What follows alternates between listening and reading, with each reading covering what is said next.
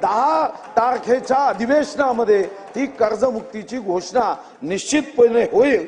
निजामाच्या तावडीतून तर सुटलो, पण अधिकाऱ्यांच्या तावडीत सापडलो असं दुःख कोणाच्याही वाट्याला येता कामा नये। या दृष्टीने आपल्याला हा खर्च हा अध्यक्ष महाराज वैधानिक विकास मंडळ न्याय अपेक्षित आहे।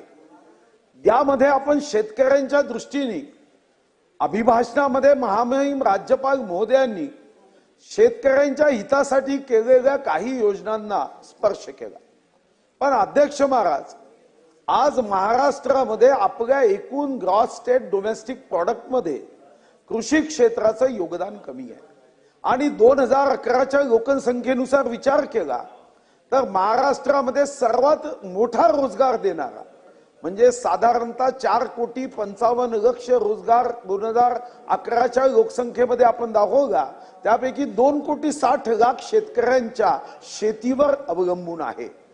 आज दुर्दैवाने शेतीचं भौगोलिक क्षेत्र 1.34 हेक्टर पर्यंत मर्यादित आलंय।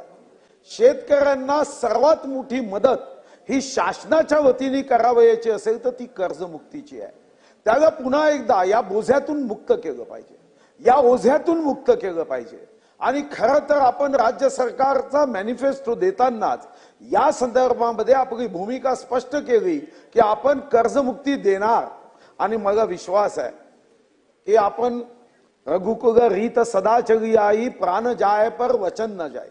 निवडणुकीच्या अगोदर जे आश्वासन आपण दिलं, हा प्रभू रामाचा जर देश आहे तर निश्चितपणे राजा हरिश्चंद्राच्या मार्गाने काही त्रास झाला तर चालेल, आपल्या अंगावरचे कपडे उतरले तरी चालेल, पण आपल्याला कर्जमुक्ती ही गरजेची आहे। आणि शेतकऱ्यांना सर्वात मोठी मदत ही शासनाच्या वतीने करावयाची असेल तर ती कर्जमुक्तीची आहे।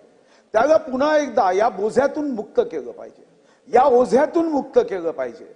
आणि खरं तर आपण राज्य सरकारचा मॅनिफेस्टो देतानाच या संदर्भामध्ये आपली भूमिका स्पष्ट केली की आपण कर्जमुक्ती देणार आणि मला विश्वास आहे की आपण रघुकुल रीत सदा चली आई प्राण जाय पर वचन न जाय।